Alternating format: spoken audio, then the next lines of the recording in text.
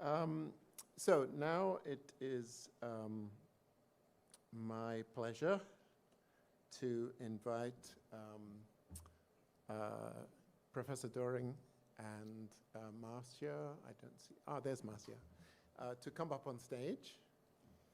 And we're now going to have a little bit of a discussion on the theme I mentioned before, how we ourselves benefited from guidance and how we can help to guide others. Now let me just begin by introducing Marcia. So Dr. Marcia Socikwa, I hope I pronounced it right. Socikwa? Socikwa. It's an obstacle course we have to go through. She's Deputy Director General at the Department of Higher Education and Training in South Africa. She's been a researcher at a number of universities, in particular UNISA.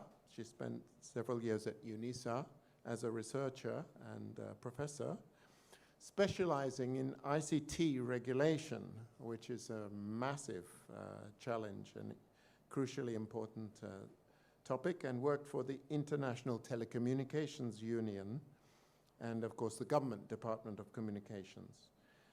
Marcia, from reading about her statements online, is absolutely passionate about excellent teaching of maths and exciting kids about maths and about science at an early age. She's very interested right now in how to develop enthusiasm amongst children using social media, SABC, and other channels. And she's also very interested, like C, in promoting the use of African languages and connecting them to science. I think that's a real emerging theme in the work at AIMS. So I want to just close with a quote from her. I hope she won't mind. It's taken from an article on the web. I hope it's really by her. It says, "We should be able to sleep and dream of figures in maths, not fear it for being spoken in a non-indigenous languages." So she's going to talk a little bit, I hope, about her own dreams and life experiences. So if I can stimulate you with a couple of questions, what drew you into academia? Who encouraged you? What did you learn from your life there? Who supported you and gave you the strength to then go on to tackle these major societal challenges like ICT regulation, and now probably the greatest challenge of government itself in how to raise the level of the education system? So big questions, I know, but please tell us a bit about yourself and how you face these huge challenges. Thank you very much, Professor Turok. I'm sorry, I'm an academic at heart, so I call you by your... I cannot be informal about it, but I think similarly to you, and to bring it back to human rights, I think when I was about 5 or 6 years old, I was with my mother and my late uncle in a car. We were traveling to the north. She had just bought a new vehicle. The police stopped us and they raided the car, and they found 1 or 2 books. And then I realized that they were going to take all the books. And there was one particular book that I protected, just like you protected Miriam Makeva's record. I protected a little book, Animal Farm. Oh. And I held it so tight. I remember so starkly. Anyway, the long and short is that they interrogated her because they thought she was carrying, banned books. She was carrying a few, but not because she knew they were banned. And so that started my journey with books. And we subsequently moved several times, lived in Soweto quite often, but we were always on the run initially. anyhow, let me fast track. I had an uncle who was pursued by South African police endlessly. And before he passed away, he sent me a letter, and I'll never forget, on a pink, paper, very well-written letter. He was pursuing his medical studies in KZN, and he had crossed the border hoping to support, through his studies, those who had left the country. So this particular day, when he wrote the letter, he said, whatever you do, don't pursue the armed struggle. Pursue your books. And not so long after that, he was shot across the border, and his remains were thrown in a window, through the window where I was sitting with my grandpa reading a book. So that marked, it really was possibly the, I think, most traumatic message for me on why you need to pursue your books. Because anything else would be, too dangerous. end up, exactly. So that was that in the beginning, and again, fast track. My parents put all the money they could find into our education. There are 5 of us. And I must say, because we had this very erratic, movements from school to one school to another. But eventually I settled in a school, completed my studies, and went to university. And Professor Luiso, I'm an alumni of WITS, but I won't say that too loud today because I'm supposed to love all our universities in equal measure. I studied at WITS, and I must say they were fantastic, particularly Becky Peterson. I ended up with him. I started with a BSc in genetics. Absolutely loved my first year. And my father very quickly reminded me that there was absolutely no future with genetics other than me understanding a lot more about myself and how I'm constituted. In any case, so I lost excitement around that. Professor Jansen made a remark earlier that if the lecturers are not energetic, your passion for it dies very quickly. Anyway, so I left that and I went to do clinical psychology, thinking again, this would be the best alternative, until a patient almost killed me. I was in my last year of studies, and I don't know why I felt the need to really test my passion for this discipline. And the patient, I don't know what was wrong with him. They eventually explained that he had some, clearly abnormal developments, mental abnormal developments, that is. He was semi-retarded. Anyway, he really did try to kill me. So that was the end of clinical psychology. And you're making the remark earlier, I really did not have a linear development. So from BSc to clinical psychology, I then met Professor Becky Peterson, to me one of the most remarkable lecturers at WITS. And I want to say this, and I'll say this to all the women, it can be quite odd how the people who see in you, that recognition, I think, where is Zenobia mentioned it, when there's that recognition, what it does to you. And so he excited me around African literature, which is not actually African literature. It was African politics in disguise. And what that taught me was about the tribulations of all the people on this continent. from colonial to independence. It taught me so much in such a short time.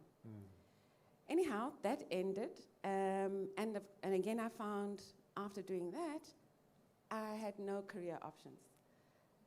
I then wrote an essay, again at an invitation of a remarkable person, and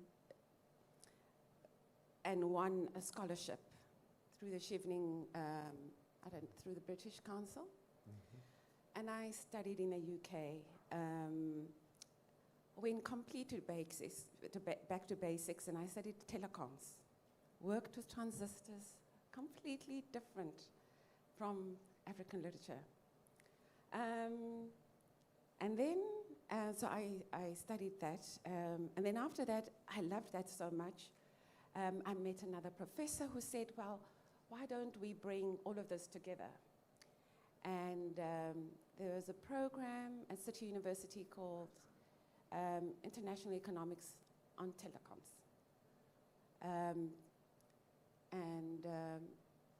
So all of these disciplines brought together, of course, not genetics, under one roof.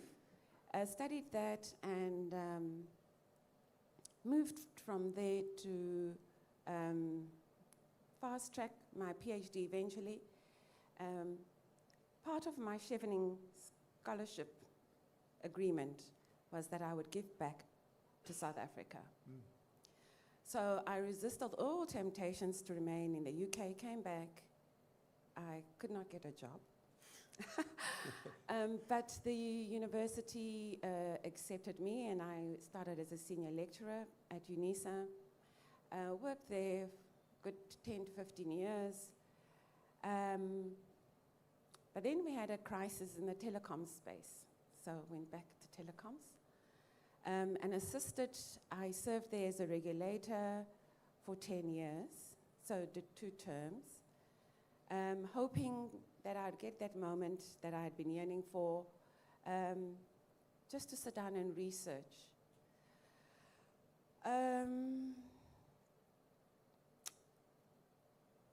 Through that 10-year period, I did something that I cherish to this day.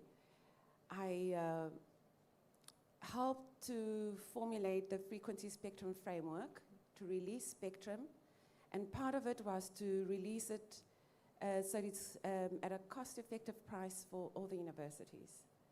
That was my commitment, and to ensure that it is available across all rural areas so that you could access the network.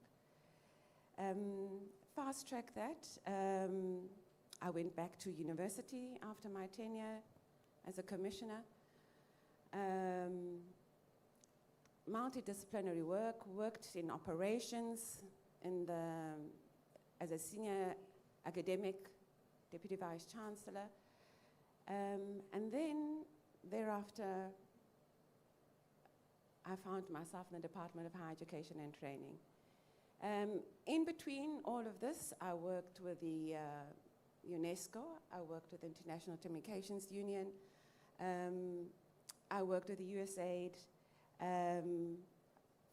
Wonderful work, wonderful people. And the long and short, I guess, of all of this is that I am probably the best example I know of multidisciplinary, transdisciplinary education, and I've advocated for it for so long, and I'm just so happy that AIMS is advocating for the same.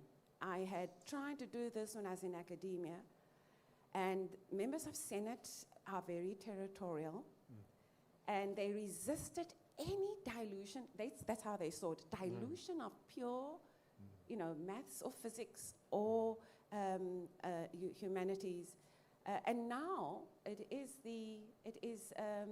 is practice. If you're not multidisciplinary or transdisciplinary, you don't advance, and it's that simple. Thank you.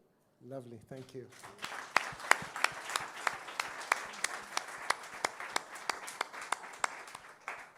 So, Professor Döring, to you, I want to ask you, maybe speak about your early childhood and what attracted you to philosophy, which is not the most obvious career choice, and to ethics and to pure thought,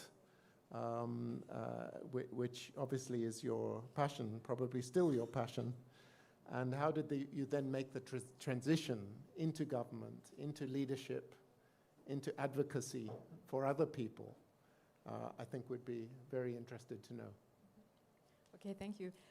Well, I think one reason why I finally went for academia was that my mother was denied that career, and not because she was not clever enough. Well, probably she's smarter than I, but simply because she was a woman. And so I'm from a working class background, and also in a working class background, they are very proud of being workers, and so they don't value academia so much. I mean, we heard this in some of your stories already. And so then I was the first, and I really owe this to my teachers, because I had really good teachers and teachers who cared about their pupils. And as I said, education is a key, and the right education and taking care of the pupils is a key to getting everything better. And so then I was the first, but when I was, let's say, 13, I thought I will make a career as a horseback rider. I was not that bad on this, but it turned out differently. And so then I was the first to have high school degree, the German Abitur, which is a necessary precondition in order to study in Germany. Yeah, and then the question is, what will I study? I mean, my main subjects at school were, in fact, mathematics and German literature and linguistics. But philosophy, of course, I cannot say I was moved by the great Kantian questions. What can I know? What shall I do? What is man? What may I hope? But in fact, it was something like I watched persons to become self-writers when they get older. After a while, they are very convinced by certain things, and they are no longer very flexible and open to discussion and rational argument. And I thought philosophy is the right discipline to be cured of becoming self-writers. You know, yeah. Well, it is. I mean, if you study philosophy in Germany or in UK or in the United States. If it is a decent faculty, you start with formal logic and the theory of argumentation. Because, you know, if you're, the basic thing about philosophy, I mean, we know that there will be no ultimate answers to all of these questions I mentioned. But what is important is the quality of the argument, and this is very formal. And as I told you already over lunch, I mean, in fact, I was driven at the beginning of my studies. I did a lot of formal logic then, and I was a tutor, and I was moved by a famous mathematician. That was an old paper at that time, but you mentioned language. Richard Montague wrote a paper, English as a Formal Language. And this paper was guided by the idea that every natural language can be translated into a formal language. And so I did my first degree on Montague semantics. So and even it was in the German department, but yeah, it went. So yeah, that was the first thing. But then there was another person who really influenced me, and this is the Austrian writer which you mentioned already, Robert Musil. And as you said, at the center of his novel, The Man Without Qualities, is a mathematician who in fact is a logician in the end, but what he mainly did, he has in the theoretical part of his work, he has a very clever theory of emotion, which I think is still relevant. And this theory of emotion does not treat emotions as mere gut feelings, but as cognitions of a special kind, not as the same kind of cognition as a judgment is. Well, let me tell the basic idea. Most of you will know the novel, Mark Twain's novel, The Adventures of Huckleberry Finn. And within this novel, there is a certain decision situation. We have the protagonist, Huckleberry Finn, Huck, and he thinks that he has to hand over the black Jim to the slave hunters. And because, well, he has a bad conscience, and he thinks, well, being in the grip of the moral ideas of his time, bringing him back to his rightful owner. And but when he finds himself in the situation, he's not able, and so he lies, and out of sympathy and friendship. But afterwards, he thinks, well, I'm weak-willed. This was bad. But during the novel, you learn that, well, in fact, he changed his mind. And so what do we learn from this? We learn that sometimes when it comes to a conflict between so-called better judgment, even if it is in all things considered judgment, and an emotion, then it might be. I think there's something. Just the battery, I think. Okay. Then it might be the emotion which is right and not the judgment. And it's not,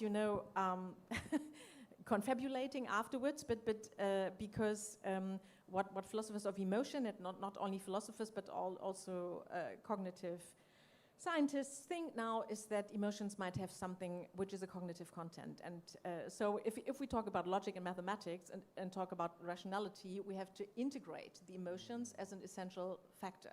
And so this is also what I'm arguing, saying that emotions are evaluative perceptions. They are similar to perceptions. We do not only have judgments, we also have perceptions. And then when it comes to the perception of value, emotion is relevant. So that's, in a nutshell, the theory. So then another thing, this also then guided me to political philosophy, because there's one important author, which is Peter Strawson. He has theory about reactive attitudes, and he says that a lot of what's going on in society, I'm abbreviating this, of course, has to do with certain, well, let's say, effective attitudes that we have towards each other.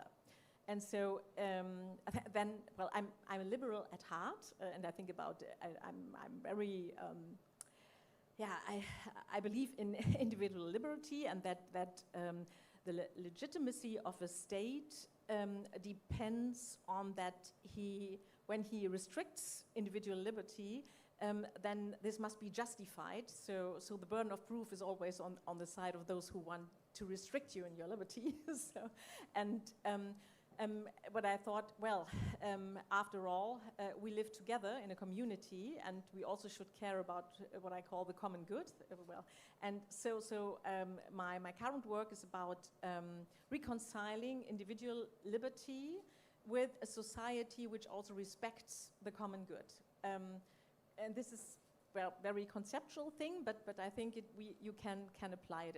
And partly it's also very technical, because it integrates, proof and decision theory and game theory and economic theory, which some of you are familiar with.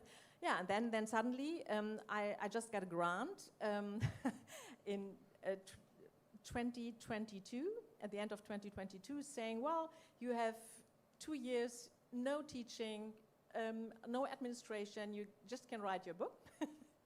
And then I got a call by the ministry saying, would you like to become state secretary? And this was really a surprise. Amazing. I didn't know the minister in person. I'm not member of any political party. And so well, I had to think. But then, I don't know, I mean, there is a chance, of changing the world in practice, making it better. And also it's something, perhaps it's because I'm working about the common good, it's also feeling an obligation. It's something when the state asks you, there is not really the possibility to say no, because otherwise it would be like, deserting. Yeah? Yes. Yes. And so I decided to do this, and let me just say that I'm really happy about events like this one because I know that we do not waste our money. Okay. Thank you.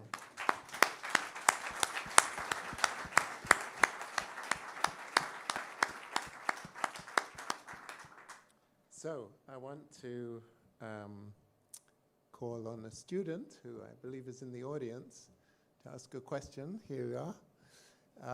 Ask a question on behalf of all the students in the room. And again,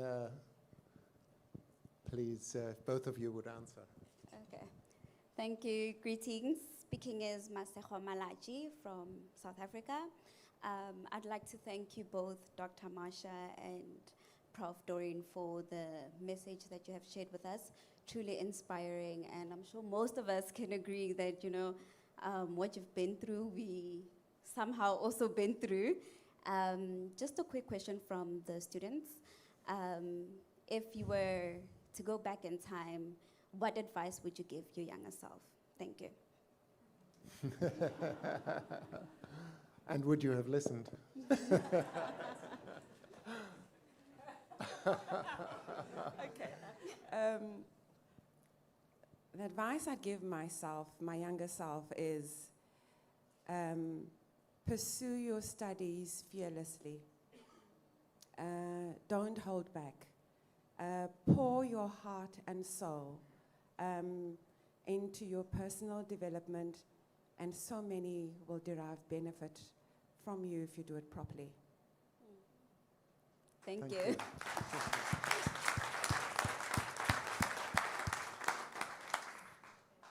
Okay, I totally agree, and I would add,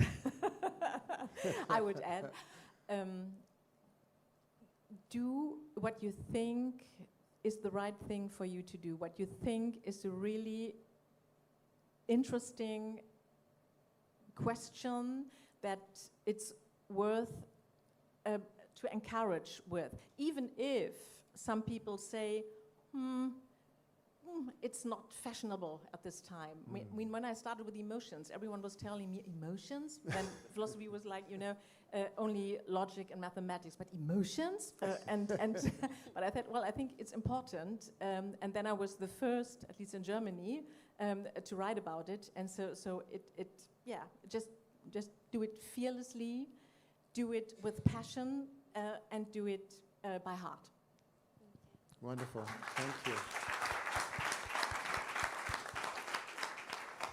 Okay, Thank so you. I'm going to go off script here. And since we have a few minutes left, any questions from anywhere?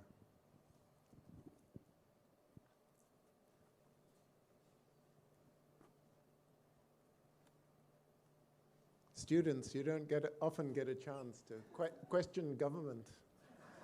Here you have two governments.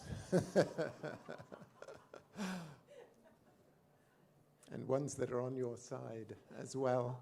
So take advantage.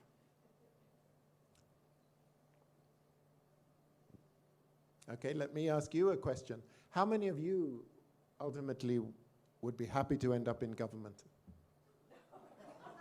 Students only.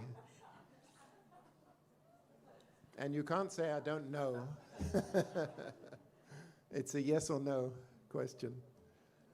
Yes? We've got one hand there, I think.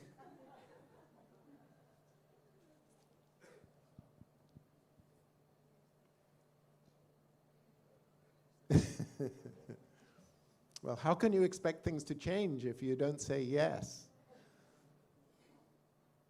I think Professor Döring had a wonderful answer that you cannot refuse. Are you ready? Are you ready to think about going into government?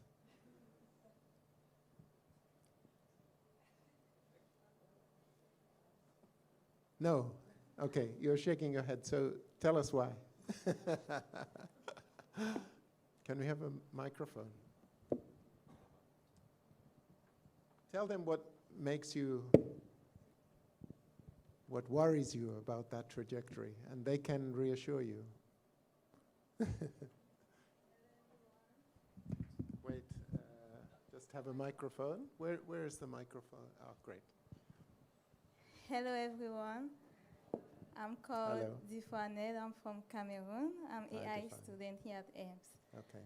So I don't want to work for the government because I believe that when you work for the government, mostly you become there is this word we say in French, their marionette. So they manipulate you as they want. They will always tell you where to be and what to do. And I don't like that. Okay, fantastic. Thank you. So, please explain, is that true or is that a myth? I will tell you why I'm in government. I'm here as part of national service, trying to use the resources we have to the best benefit to the people I serve. And it is really servitude. I will say this to you. I will not say manipulation. You are truly serving, giving what you can in the best way you can with the limited resources that you have. And I think it's an opportunity. That's how I see it. It's an opportunity to make a difference in the most honest way you can. That's why I'm here. I must tell you, when I was working with the ITU, beautiful buildings in Geneva, I thought, heaven is here. But of course, it was not the same. I had to learn French. I was far away from home. I had to learn a new culture, and I simply didn't enjoy the weather. I came back home. I was in academia, wonderful, and I was telling Professor Turek earlier on, my hope was to do research, and just lots and lots of research in some mountain, enjoying myself. That was how I saw my life. But where I am now, I've been able to make a contribution in ways, and I will say, often if you're a woman, in quiet ways. You're not in a newspaper, you're not published everywhere, but in your quiet ways, you know deep down inside you, you are leaving a legacy that your children and your grandchildren will be proud of. Thank you. Professor Döring.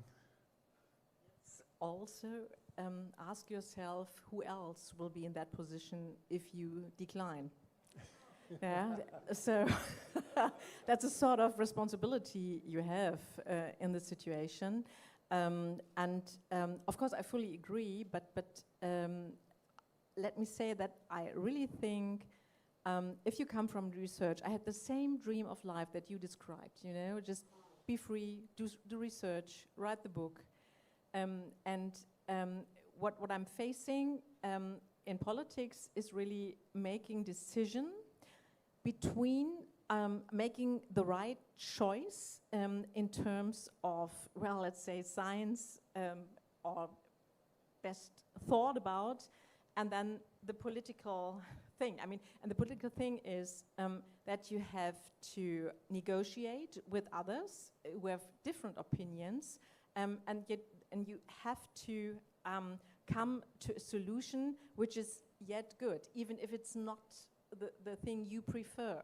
And one thing is to analyze this process and to make the best out of it. I mean, a good institute, for instance, would be why sometimes, even if all people come in with good intentions and trying to make the best of our scarce resources, in the end the decision is bad.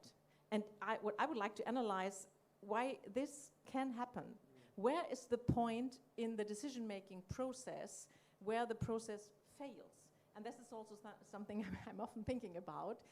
But of course, I mean, the motivation is the same as you, but I'm not so convinced that we always make the best decisions, I have to admit. But still, I do my best. And always ask yourself, if you don't do it, who else will do it? Thank you.